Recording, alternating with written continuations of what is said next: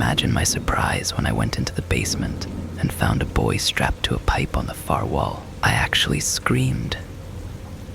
The original goal was to go into the basement to see if the original owners had left any WAD 40 on the shelves. I had bought this house 3 weeks ago, my first house at 32, and the previous owners had left some junk in the basement, but apparently they left more than I first realized. He looked terrified at first, huddling against the pipe, naked and bruised. The fact I could see his ribs protruding suggested he had been here a while and underfed. Jesus Christ, I gasped, running over.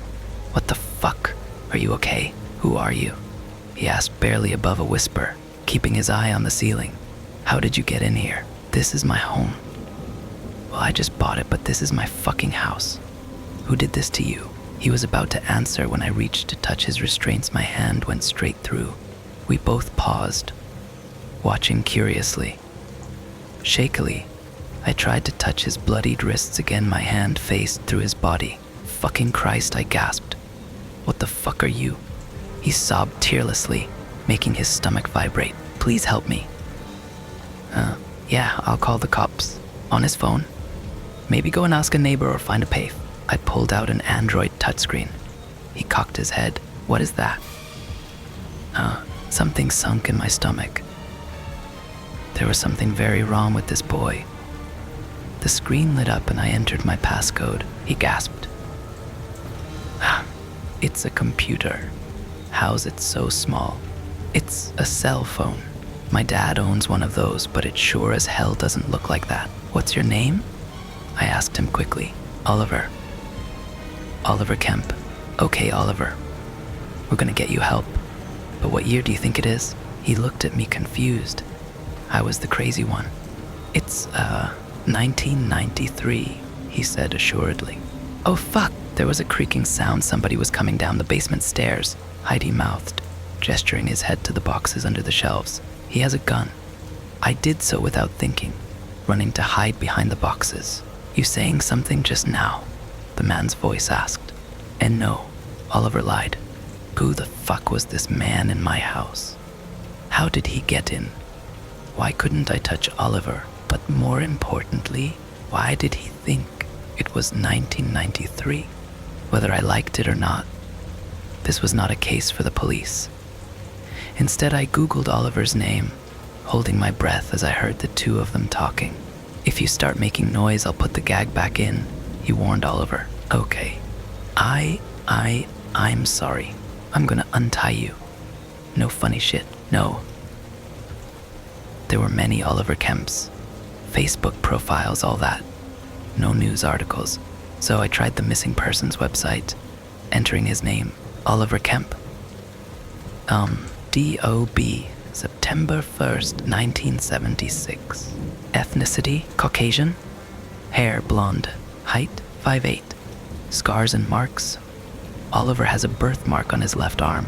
Oliver Kemp was last seen at Five Rivers High School October 10th, 1993. He was wearing blue jeans and a red jacket.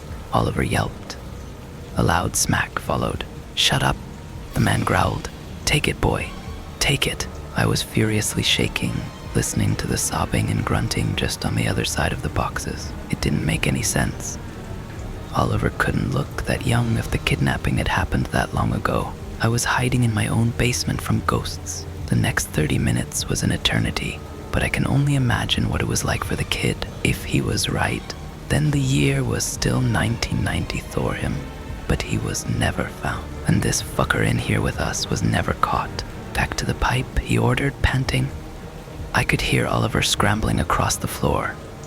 There was silence as the man tied him up again. I remained still until the stairs creaked and the door slammed shut, giving it a few extra seconds for good measure. Oliver's nose was bleeding. His eyes were swollen with tears, but he looked relieved to see me. It made me feel all the worse. I want to try something. Oliver, I said quietly. He looked skeptical, watching my phone as I pulled it out. I opened the camera. The screen showed an empty wall, only a pipe. I took the photo. The clicking sound made him jump. What did you do? With a sorry face, I showed him the screen. A photo of nothing. He was more interested in the phone itself, not realizing what the photo showed. How did you do that? I thought you said it was a cell phone. Oliver. It's not 1993. It's 2018. He looked at me as if I was wearing a tinfoil hat. I just took a photo on my phone, and it shows that you're not really here. He shook his head. It's not 2018. It is. This is the future. That's why we can't touch.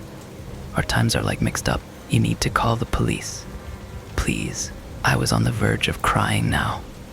He looked at me as if I was the one doing this to him. Oliver, they can't help you. We're gonna figure something out. Please. Please call the police. He shut his mouth quickly, looking to the ceiling again. I certainly hope I didn't encounter the man upstairs myself. Oliver, tell me everything you know about him. I'll take down the details and get him in my time. Your time. He hasn't been caught already in 2018. I froze. Jesus. Am I dead? I don't know. You're on a missing persons list. Fuck. He leaned his head against the wall. What is happening? He whined. I'm so sorry, Oliver. I will do anything I can to help. I'll find him now. Maybe I'm still alive, he whispered. Like still in his basement somewhere. How old would I be? Older than me, I thought. God help this boy if he was still alive living like this. Oliver told me the man was Devin McPherson. He went to the same church as Oliver's family. Oliver had even been over to this house for a barbecue. Devin was a gardener. That made sense. I bought this house and the garden was in immaculate condition. A horrible thought occurred. Maybe Oliver was buried in this yard. Oliver, I began. I'm going to go take a photo of the garden. I need you to tell me what's changed in it. Please don't leave me, he begged. Please. I know you can't save me, but I don't want to be alone. I'm not leaving you. I'll be back in 2 minutes. He nodded, unassured. I walked cautiously through my own house. Nothing had changed. Hello? I called out. Nobody answered. Perhaps Devin wasn't here. This strange time shift ended in the basement. I collected some photos of the yard. The cherry tree, hedges, and vegetable garden that I hadn't planted anything in. I wasn't much for gardening myself. Oliver's shoulders sunk in relief when he saw me coming down the steps. He had probably thought Devin was back. Have you seen the yard? I asked. Yeah, a couple of times. I don't remember it super well. Okay, so tell me if anything's changed. He was more impressed by the ability to take photos on the phone than he was interested in looking at the photos. I don't know, I don't remember that, he said, looking at the vegetable garden. I think he had more trees. There was also like a big rock that he turned into a seat. I swiped to the photo of the rock, now buried under some shrubs. Yeah, that one. So, the only new thing is the vegetable garden, I confirmed. I don't know. Why the fuck does it matter, he asked. There wasn't time to answer. The basement door opened again. What did I say about making noise? Devin growled, bumbling down the stairs. I stood up. The fat, buff man stood at the base of the stairs.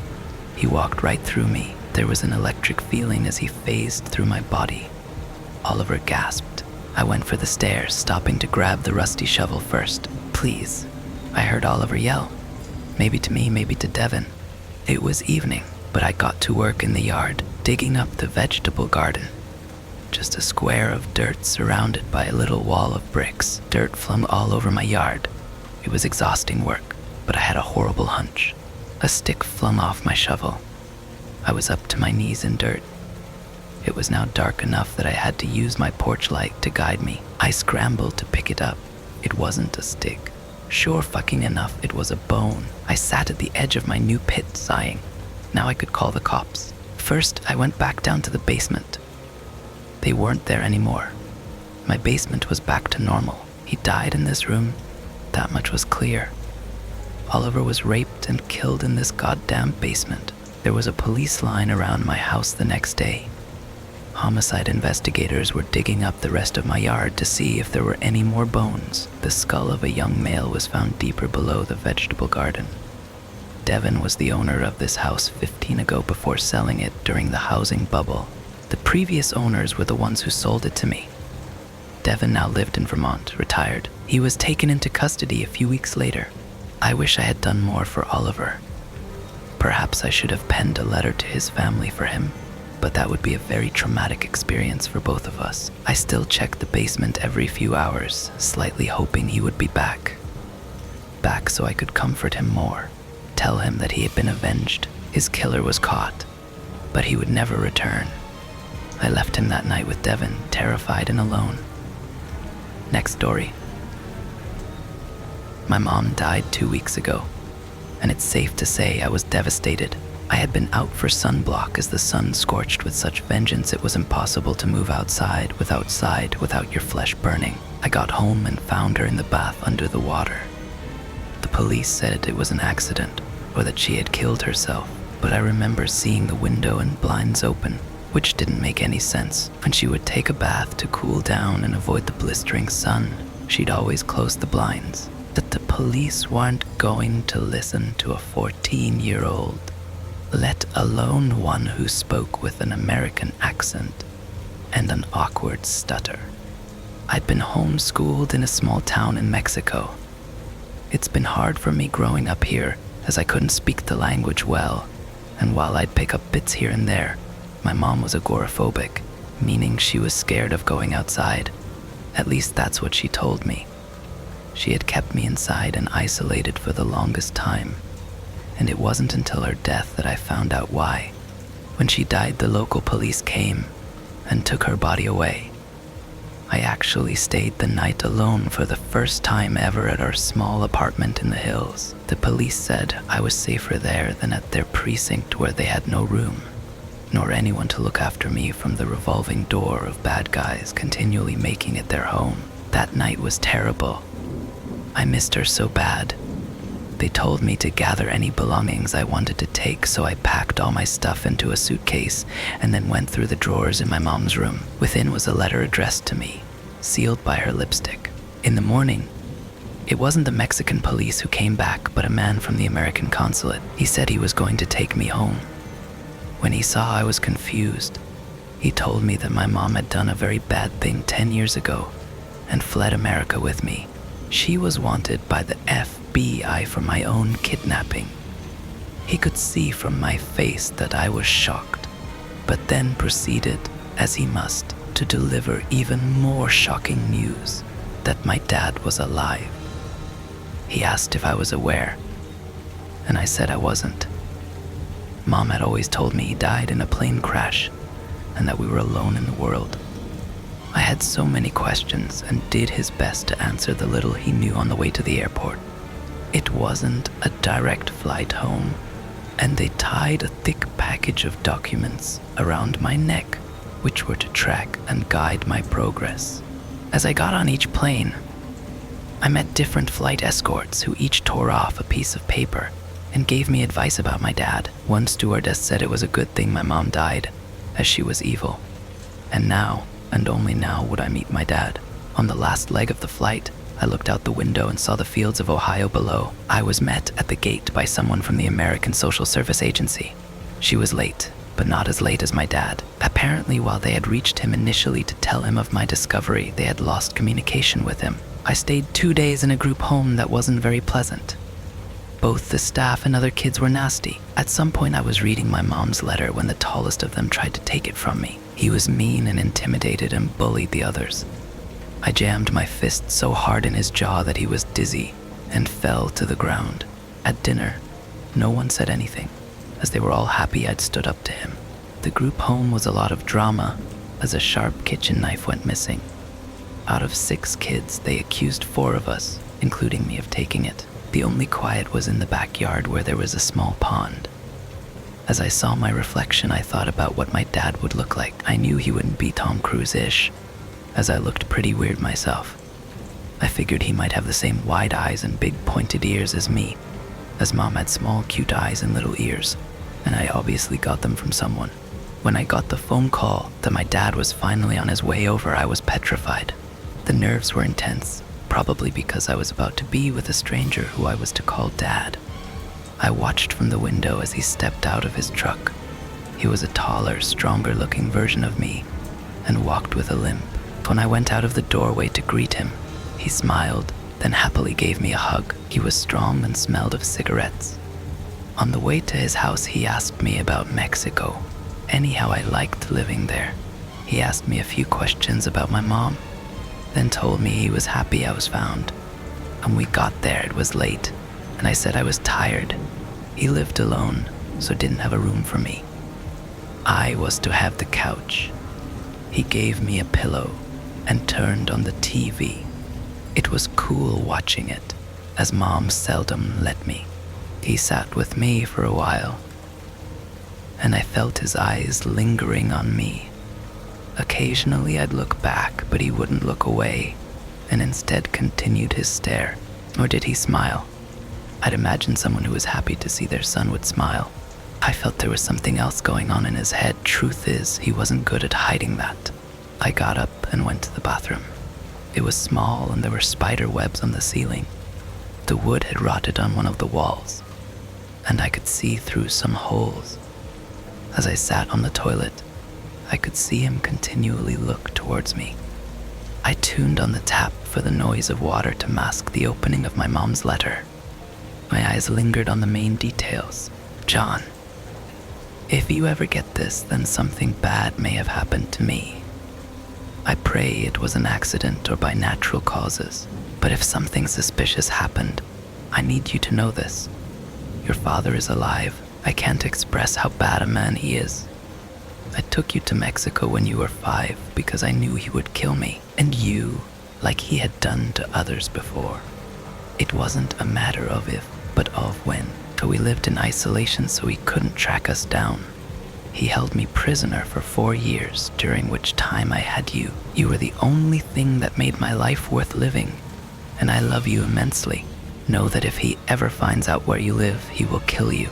He is pure evil. I love you, my sweet dear son, and will always be there in spirit with you. Stay strong.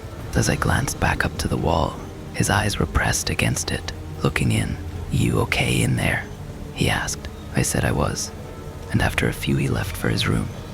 The sunburn on his shoulders should have fully confirmed my immediate suspicion that he had found us in Mexico and killed Mom, but deep down, part of me wanted none of this to be true.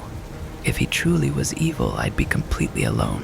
When I heard him snore, I scoured through his coat and came across this morning's airline ticket from Mexico. That night I went to sleep, holding the sharp knife I stole from the group home under my pillow. We're up now, and he's cooking me breakfast. Then he said he'd show me around out back. The knife hasn't left my side and will be used today. It's not a matter of if, just when. By lunch, we were both still alive. I didn't really expect he'd go after me, as my return was a local feel-good news story. A journalist had come to the door early in the morning, and Dad said a few things to him before he was on his way. It made me feel safer, as so many people would know if something happened to me. My anger about Mom was escalating.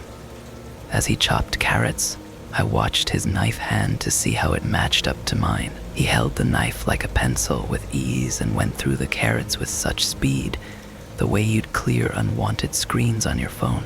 I so badly wanted him to slip up and slice through a fingertip. I offered to help, but he refused it, saying I'd been through a lot and should just take it easy. But as I sat, I grew bored of watching television, so without asking, I made a beeline for the door. It squeaked loudly, but that coincided with his kettle whistling, so I wasn't heard. I walked around the farm. It was very run down and very muddy from the rain last night. The lot needed fixing, and it didn't look like he knew how to fix it, or he had just stopped caring. A few chickens were running around, and some pigs kept in by gates that were about to fall down. A thin dog was tied up by the barn. I could see from far away that it hadn't eaten much, and had probably been kicked in the side one too many times. It started to rain, so I went back towards the main house. From outside, I could see in through a large, dirty window. He was so focused on cooking about 10 hamburgers that he didn't see me standing there watching. Before he could glance up, I went back to the door and froze. It wasn't that something had scared me, but moreover, I was hit by a strange sense of what I'd just seen. As I entered the house, this time making sure not to creak the door, the notion of why he was cooking so much food played in my mind. My brain said to shrug it off. Maybe he'd freeze it, or had plans for an animal to eat it, but my gut for whatever reason, said it didn't make sense, and that something was up. Dinner, I must say, was really good. The hamburger was great. He seemed a little jittery every time I asked for something from the kitchen. He insisted he would get it. Again, my mind went to the extra hamburgers. I thought about constantly just asking for things, ketchup, napkin, mayonnaise, but didn't want to antagonize him. The more innocuous I could be, the more chance I had of figuring out what he was up to. He told me to watch more TV and then sent me to bed, never once letting me near the kitchen. I didn't sleep but pretended to. It was impossibly hard, but after about 3 hours I heard the door creak open. I carefully opened my eyes, maintaining the guise of sleep, and caught the blur of a tray disappear into the rain. As the door closed, I put on my shoes and ran to it, seeing him with a flashlight trudging towards the barn. His dog started barking and yelped when he kicked it quiet. Sometimes I hate being right about things. As he disappeared from view, I went out there. The rain hit hard, but I had to see where that tray was going. As I got to the edge of the barn, his dog looked up. I could instantly tell it was going to bark and give me away, so I lunged forward and stroked its head, as my mom used to do to me. I don't think the dog had felt any affection, and seemed puzzled at first. I whispered he'd be okay, as he spun his head around in my lap. Almost simultaneously, I peeked around the barn door. The tray was on the floor and contained 3 plates of burgers and fries. Dad moved a bale of hay. Underneath was a trapdoor that presumably led to a basement. He pulled on a rope, opening it, then peered in. Suddenly he yelled like a madman, telling whoever was in there to stand back or feel his wraith. I don't know if it was his loudness or the distorted angle of his face that made him look like a real monster, but it terrified me. I backed away quickly, ran to the house, entered, and jumped on my bed. It wasn't long after he came back. I heard the door creak and knew he was leaning over me, staring. I pretended I was asleep, but my heart was beating out of my chest with such velocity I'm surprised he couldn't see it. "John," he suddenly questioned. "John, are you awake?" I turned, making a yawning noise, thinking quickly about how I should continue my desperate Oscar-winning performance. Should I say something or just lay still? I opened my eyes slowly, and his closeness scared the shit of me. I let out a shriek, so realistic because it was real. He moved back, turning on a lamp. "Were you outside just now?" "What?" I asked, yawning again and shaking my head. His eyes glanced around, landing on my hair and the carpet. Holy shit, I suddenly realized. My hair was damp, and I probably dragged mud in from outside. "I just opened the front door to let some air in," I meekly added. I yawned and stretched out, really making a grasp for the knife under my pillow. Once I had it solidly in my hand, I looked him in the eyes. I thought maybe I should strike first. "Okay," he said, standing back and turning off the light. I didn't let my guard down, but it appeared he believed me. "Sorry for waking you." At that, he walked out of the door and into his room. I lay there an hour before my eyes couldn't fight the collapse. When I woke in the morning, the house felt empty. I badly wanted to get up and go to the barn to see what was under it, but without knowing his whereabouts, it was too dangerous. My mind went back to my mom's letter, where she wrote about him killing others. My gut told me who was under there, but it didn't tell me what they looked like, or how he got them there, or what state of mental wellness or physical welfare they were in. It just told me he was holding them in there, and said to me I had to help them. It was a cold morning as I trudged to the middle of a large open field. There were woods to one side, and on the other more fields to the horizon. I felt truly in the middle of nowhere, and even worse, alone. My mom had always been there for me in moments like this. With a reassuring hug and warm words of encouragement, she'd always told me I could be whatever I wanted to be, and do whatever I wanted to do. I don't think she ever imagined the be was to survive him, and the do was attempting to rescue whomever Dad was keeping under the ground. That morning, he showed me around the farm. His land turned out to be more extensive than I initially realized, full of several abandoned and rotting buildings. There were 2 barns. The first was where they were being kept, It was guarded at all times by his malnourished dog. Every time I crossed into the dog's sight, it would bark. If Dad were inside, he'd instantly come out. I realized after a while the dog's position was strategic. It was his alarm dog, which would make my upcoming task almost impossible. The other barn was bigger, and about a half-mile from the farmhouse. As I approached with Dad, I could smell something nasty in the air. We climbed a ladder onto the second floor and looked out from a balcony over a stunning view of pigs. Hundreds and hundreds of them. It was one of the most spectacular things I've ever seen. As I stood watching, my dad jokingly shoved me forward. It wasn't hard enough to make me fall, but so unexpected I jumped. "You don't want to land in there," he stated. "Pigs will go through bone like butter if they're hungry enough." I don't think he was joking, and he said it like I was his student, very seriously. I just nodded, and we climbed back down. I spent the rest of the morning feeding pigs and chickens. I got tired of it quickly, but could see how all the lifting got Dad in such shape. Around noon, a truck came and I loaded dead pig carcasses on it. The man picking up was weird. He had 2 missing front teeth and spoke with a strange accent. My dad said it was English, but I couldn't understand much. In the afternoon, my dad showed me how he killed the pigs. He shot an electric current into their brain, then hoisted them onto a rail to drain all the blood. He then dipped the pig into a scalder which contained boiling water to remove hair. He said I didn't have to shock the pig if I didn't want to, but as I was getting started, it might be easiest. He then cut off the head and sliced the pig into 2 halves. To be honest, I nearly threw up at every new step he taught me.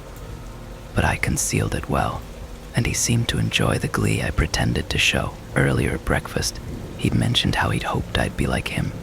So here I was trying to fulfill his fantasy. My fantasy, however, had me boiling his evil corpse in the scalder, and when we were on the second-floor balcony, I considered pushing him off. But I was too nervous, feeling that any misstep now would be fatal. Without a doubt, I knew he'd slice me in half like those pigs. At the end of the process, he said he'd give me a task I'd like. "I want you to pick out the piglets we'll slaughter tomorrow and put them in there," he exclaimed, genuinely believing I was enjoying him, his company, and this experience. I made sure not to show any weakness, as I could tell he wouldn't understand it.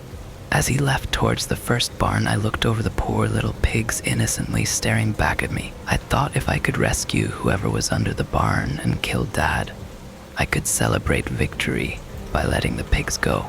But for now, I had to pick some and move them into the killing section. I think my belief that I wasn't really sending them to their deaths helped a lot. That night, I showered and washed all the blood off. Dad came in from outside with some empty plates and began to wash them. I knew he'd gone to the barn when I was in the bathroom. The pipe outside rattled loud so Dad could tell when I was in there. My hope was at some point he'd shower, and then I could make it to the barn myself and use the rattling pipe as my cover. Dinner was a little awkward as he kept staring at me without talking, but I had my soup and casually requested to go for a walk when I finished the dishes. He said he was tired and was going to retire early. Inch away from the farmhouse, I knew this could be my chance. While I worked all day, my thoughts centered around how to approach the dog without it barking. I'd pocketed some food I hoped to bribe it with, but as I approached it let out a huge wail. My dad immediately burst out of the front door, asking where I was going. Before I could reply, he told me that barn was off limits. It had mold. I nodded okay and thought he had gone back inside when the door suddenly opened again. "Make sure you don't go anywhere near it, or you'll regret it," he warned, with a ferociousness I hadn't seen before. I nodded again, then walked the other way. As the door closed, I threw the food across to the dog in the hope he'd eat it and remain quiet on my return. I circled the main farmhouse, trying to glance into the window to see where Dad was. As I passed his bedroom window, his light went off, plunging me into darkness. I waited, in the hope that he'd hit the shower, but after 5 minutes of staring at the black sky, I felt that he opted for sleep. I took a deep breath then exhaled, summoning up the courage to do what I had to do. I approached the barn from a different direction, hoping to catch the dog off guard. As I neared, my heart beat faster. I treated every step with care, as any noise could give me away. I had the dog in my sights. It hadn't seen me as I came up from behind. I didn't realize dogs jump in fright like humans, but they do. It recoiled as I touched its back, and I knew the next split second was either make or break. But luck was on my side, as rather than yelp and alert my dad, it motioned forward for a head rub. Hastily, I moved the bale of hay, revealing the secret trapdoor. I inhaled again, nervous about what I was about to uncover. With the dog at my heel, I pulled it open. Bars lay across some stairs that led into darkness. I couldn't squeeze in, and I could see another key was necessary.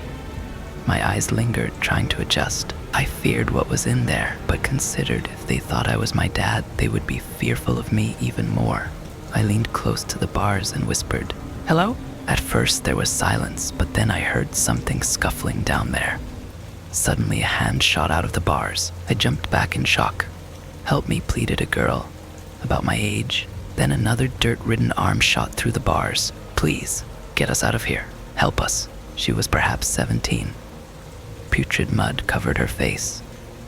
As she reached for me, I instinctively withdrew my foot. For a moment, my expectations were realized, but I hadn't come to grips with it. I'd set this all in motion and now had to act. I urged them to quiet, but the younger screamed out, "Help US," and inadvertently slammed her hand down upon the dog, who yelped and started barking. I could feel my eyes widen in terror as fear struck my body. I turned to see the light in the farmhouse turn on. The dog kept barking. I knew it was only a matter of minutes before he would come. My eyes locked on the hay with the aim of covering the trapdoor. But before I could act, one of the girls reached up and grasped the dog by the back of its neck, and with all her strength rammed its poor nose into the bars. I think she was just trying to shut it up, but it was so thin from abuse that its neck snapped under the sudden pressure. It let out a horrendous screech before it went dead, literally. I kicked its body away, then slammed down the door before moving the hay bale back across it, shouting a whisper their way, "Keep quieti." I picked up the dog's body as Dad burst out of the front door with a madman's look in his eyes. He stomped in my direction, then stopped, seeing the lifeless animal dangling from my arms. "What did you do?" he bellowed. It was there, and then I said something that I still am shocked came out of my mouth. At the time, my gut kept telling me he wanted an apprentice, and this seemed like my only line of defense. It yapped at me, so I broke its neck, I said casually. At first, he eyed me suspiciously. I caught his glance over to the trapdoor, which I'd successfully covered. "You broke its neck?" he asked, in a state of disbelief. I nodded. He took a step back. "I'm sorry if it meant something to you. It just annoyed the living shit out of me," I lied. While I'd only known my dad for 2 days now, I was following my instinct. He stepped forward, raising his hand. He was either going to hit me or place it around my shoulders, as he did, like father, like son, he said proudly, as he pulled me towards him. "I knew you were more like me than your mom." I smiled back, wanting to crush his skull there and then. He indicated that I follow him back to the farmhouse, saying he'd give me a special treat in the morning. As I closed the front door behind me, I knew I wasn't going to wait until then. I went to the couch and pretended to fall asleep. After 10 minutes, I got up to go back to the barn. As I opened the door, I froze. He was standing there, waiting for me, with a large knife in his hand. He caught me by surprise. I stepped back, nervously. "What are you doing?" he asked, nice enough to make me think the knife wasn't for me. But his unassuming manner could have been an act, so I wasn't dropping my guard. Besides, while that blade was for cutting pigs, I didn't think he'd be out working this late. "I can't sleep," I replied, which was the partial truth but helped me sound convincing. "I didn't hear you leave," I inquired, trying to gauge my current danger level. For a fact, I knew Dad hadn't gone out the front door, as it would have creaked, which meant he was out here sneaking. "I'm just cleaning some things up," he stated. Just then, we both heard the stutter of an old engine rumbling in the distance. the headlights of a truck approached. It stopped midway between the farmhouse and the barn, and Toothless got out. While my dad's face was stone cold and hard to read, Toothless was easy. He was both curious and confused as to why I was there. The boy, he knows. Holy FK. This guy's stupidity made my heart race. In a split second, I realized he and my dad were partners. His assigned question fished for an answer that might genuinely expose me. Know what? I quickly snapped back, feigning ignorance. Off my dad's shake of his head, Toothless opened up the back of his truck. Where I'd helped load the pig carcasses was now a tarp. My dad turned to me. I have some stuff to take care of. It's getting cold. Get some sleep. Stay inside. We have a lot to do in the morning. It was more of an order than a request. I nodded and went back in. Once inside, I realized I may have acquiesced too quickly. I couldn't tell if I'd given myself away by instantly following his instructions. I peeked through the crack of the door to see Dad and Toothless walking to the barn. I felt relieved, but my stomach churned as it occurred to me they were off to do no good to the girls. I hurried to Dad's room, but it was locked. I had choices. I could be a coward and retreat to the couch, or do what was right and risk my life.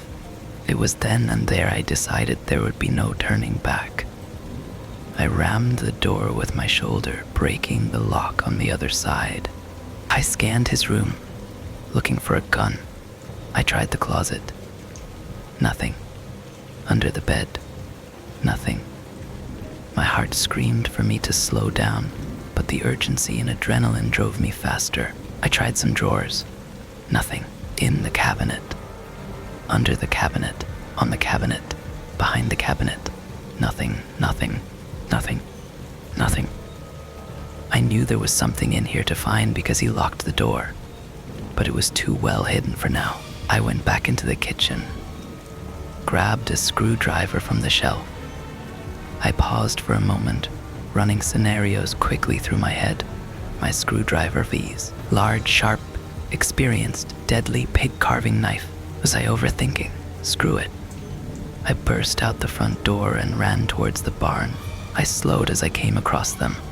The hay bale was shifted and the trapdoor exposed. Dad stood there with his key, about to open the padlock when he noticed me. Toothless shifted uncomfortably as I approached. They were both bigger and stronger than me.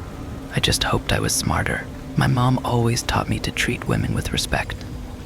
At that moment, I had to go against everything she ever held dear. I want those bitches for myself, I announced. I tried to appear mean and angry, but I was severely shaking inside. I want to kill them, I stated. I stared at Toothless, who seemed to buy it. The girls below became hysterical, which means they bought it too. How about the one that mattered most? My eyes turned to Dad. I straightened my posture. As Mom said, if an animal is ever about to attack, you want to seem taller and bigger than it, to try and scare it away. He wiped his nose, then stood up. I felt his eyes look deep into mine. There was no way he would believe me. His eyes glanced at Toothless, then back to me. Kill him, he shouted. This was it, live or die. My execution was ordered, but it wasn't over. I moved quickly. Toothless, caught off guard by my ferocity, was shocked. As I jammed my screwdriver deep into his Adam's apple, he barely registered what happened until I pulled back like an oar on a rowboat. The way Dad showed me to carve off a head's pig. He hit the ground hard as he frantically tried to stop the blood flow. I'm pretty sure, however, it was already too late for him, and it was just some type of reflex, like a snake without a head still wriggling in the dirt. The screwdriver lodged in Toothless. I spun towards my dad, who appeared relaxed and calm. Well done, he smiled, congratulating me. What? Why wasn't he on me? Why was he so nonchalant? These past few days had been a whirlwind of emotion, with my feeling out and adapting to one situation after another. Moments ago, when he yelled, "Kill him," I instantly assumed he was addressing Toothless, telling Toothless to kill me. But if I was wrong then, but correct in my red now, he was actually instructing Emmy to kill Toothless. I went with it, and walked over casually. "Can you teach me to drive his truck?" I asked as I sat beside Dad. For a few minutes, we both watched as Toothless took his last breath. He nodded. Then, as we peered into the darkness below, at the two screaming girls, he looked at me the way my mom used to. "I was going to get rid of them as I didn't know you knew," he confided. "We can keep them if you want. Are they cute?" I asked. "I can't tell with that crap on their faces. I can shower them naked for you if you want," he offered. "Then you can see for yourself." "Yeah, I'd love that." He stood and went to a nearby box, pulling out some handcuffs. He threw them through the grate, which then clinked on the ground. To my shock, the girls handcuffed themselves before he opened the padlock. They walked out slowly. They were pale, gaunt, dirty, and barely clothed. They were now silent and reminded me of Dad's trembling dog. My guess is they too feared a beating. "They look better cleaned up," he continued. They had a familiarity, but while I couldn't quite pinpoint what it was, their presence now in the open made me nervous. I came back to my old habit of rubbing the bracelet my mom gave me on my birthday. As Dad tied the girls to a post, I bent down to help take out the key from the lock when... Shit. I didn't need to tell Dad I dropped the key as he could hear it gently hit the ground. "Sorry. Do you have a flashlight?" I asked, feeling like a clumsy idiot. He shook his head, motioning for me to mind out the way. As he went down the first step, he suddenly hesitated, but by then it was too late. I rammed my full weight into the low of his back. The angle and intensity threw him off balance. It was dark and deep in there, so I don't know how he landed, but I closed the grate and quickly locked it. I didn't want to face his wraith, so I shut the trap door and moved the bale of hay over it. Catching breath, I sat nervously, rubbing at my wrist, knowing Mom would have been proud that dropping her bracelet was his undoing. I turned to the girls, whose eyes widened, lost like poor lambs being led to their slaughter. They were scared of me. I couldn't blame them as they'd heard my urge to kill them. I couldn't free them instantly, as I didn't know how they'd react. Instead, I went to the house and brought them blankets, then got them food from the kitchen. I assured them they were going to be set free, and that they could get in Toothless' truck and get home. When I mentioned the word home, they shared a sad look that was familiar. The oldest asked who I was, and I told her the story of my mom taking me to Mexico. I told them everything in detail so they could be comfortable knowing I wasn't going to hurt them. At the end of it, both started to cry. I didn't know what had set them off, but I felt bad they were now about to be free and in tears. As I unlocked their handcuffs, they both hugged me but didn't let go. It became uncomfortable, so I tried to cheer them up by saying how soon they'd get to go back to their family. While I spoke, I was still distracted by what I would do with him should I let him rot in there or call the police. So many questions rushed through my mind, but the one question coming up would change my life forever. We broke the hug. The oldest had a different look, full of love, affection, and joy. It was strange seeing that from a complete stranger, as it felt more profound than thankful. She whispered something into the younger's ear, whose eyes widened at the realization. "You're our brother." It's safe to say I didn't see that coming, but as I would learn, Lori and Anne had been kept in there for most of their childhood. Lori was a year when I was born, so didn't remember me in the same way I didn't remember her. Anne did have a recollection, and always held on to the hope our mom would come back for her. Why Mom never did, we'll never know. Perhaps the fear of seeing him again was just too much. What we do know, however, is that we're together. We're staying on the farm as there's no need for us to leave right now. I haven't been back to the barn to see Dad yet. They have, and are dropping him scraps like he dropped them. While we're back and forth on whether to kill Dad outright or to keep him alive for all the hell he put us through, the one thing I can be sure of is that it will now be a family decision.